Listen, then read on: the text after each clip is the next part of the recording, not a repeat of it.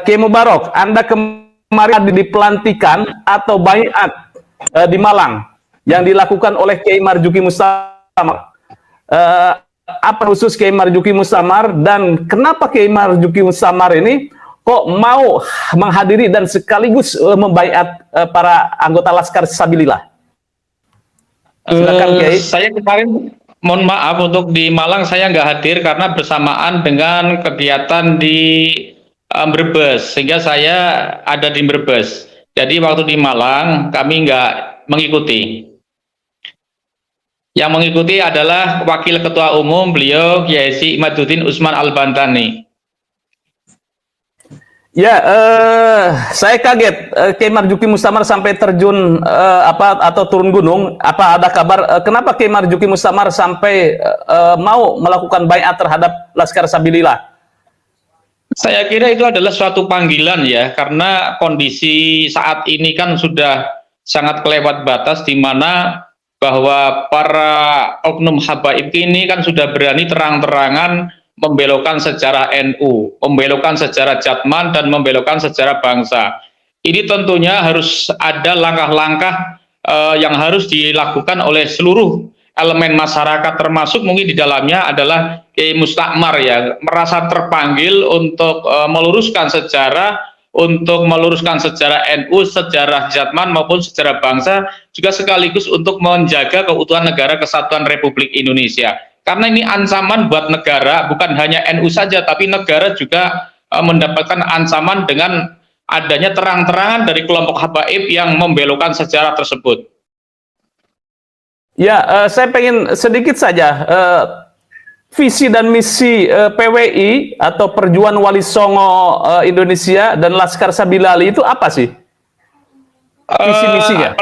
Meneruskan perjuangan Wali Songo, meneruskan perjuangan Wali Songo, dan juga menyebarkan Islam ala Ahlussunnah wal Jamaah Nadiyah. Ya, sementara ini Anda sendiri kan katakan Laskar Sabilillah ini kenapa bikin Laskar? Padahal kan juga NU juga tuh banyak gitu kan ya, kegiatan-kegiatan atau instrumen-instrumen departemen-departemen di NU. Kenapa membuat Laskar sendiri? Laskar kan bagian daripada Perjuangan Wali Songo Indonesia PWI. Lembaganya PWI itu ada Laskar.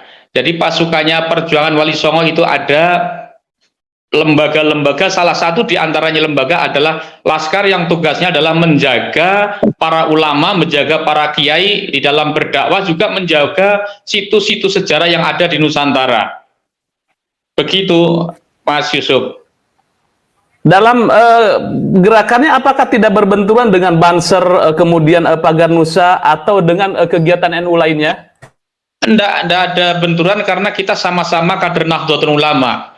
Di Laskar Sabilillah juga anggotanya dari teman-teman, ada yang mantan ketua Ansor, ada yang mantan anggota Banser, ada mantan Satkoryon Banser, dan semuanya adalah kader-kader NU, sehingga mereka dalam berkomunikasi itu banyak sekali kemudahan-kemudahan karena memang mereka adalah kader-kader Nahdlatul Ulama. Jadi bukan kader di luar NU ya, tapi rata-rata semuanya adalah kader NU, sehingga tidak mengalami kesulitan ketika melakukan koordinasi-koordinasi di lapangan, termasuk dalam pengamanan kiai. Bahkan juga ada suatu kebersamaan, misalnya di daerah-daerah Pantura, di daerah Brebes, di daerah Wonosobo, itu bersatu dengan Banser Pagar Nusa dalam mengamankan kegiatan-kegiatan pengajian-pengajian kiai ya, yang dimana di dalamnya adalah kiai-kiai Nahdlatul Ulama.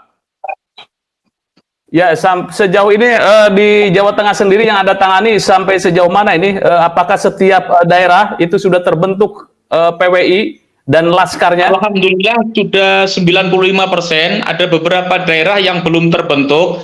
Yang belum terbentuk ada di daerah Rembang, daerah Grobogan sudah, Dharma, daerah Melora. Semuanya tinggal 2 itu, dan lainnya sudah terbentuk walaupun belum dilantik, tapi semuanya sudah dibentuk. Dalam waktu dekat ini mereka akan mengadakan pelatihan dan deklarasi di kabupatennya masing-masing, dan jadwal sudah tersusun sebagaimana permintaan dari teman-teman di daerah. Dan rata-rata mereka juga banyak para kiai-kiai yang masuk, baik dari mursyid Torekoh para Rois Surya MWC maupun Rois Surya Ranting. Semua juga banyak yang masuk bergabung bersama PWI LS ini. Oke, baik. Untuk di daerah Tegal, kemudian Pekalongan, Batang itu sudah terbentuk juga? Daerah Batang sudah terbentuk. Pemalang kemarin beberapa minggu yang lalu Pemalang dengan Batang dideklarasikan bersama-sama ya, walaupun sedikit ada ancaman, tetapi alhamdulillah juga bisa lancar karena dari mereka yang melakukan demo adalah seorang anak-anak kecil, sehingga dari teman-teman tidak ada yang terpancing. Juga daerah Brebes sudah sampai tingkat kecamatan sudah terbentuk, Tegal Kota, Tegal Kabupaten sudah terbentuk, semuanya sudah terbentuk, dan Pekalongan dalam waktu dekat ini akan kami lakukan deklarasi juga bersama dengan Kendal. Tadi malam ada 3 kabupaten, Kebumen, Purworejo, dan Magelang.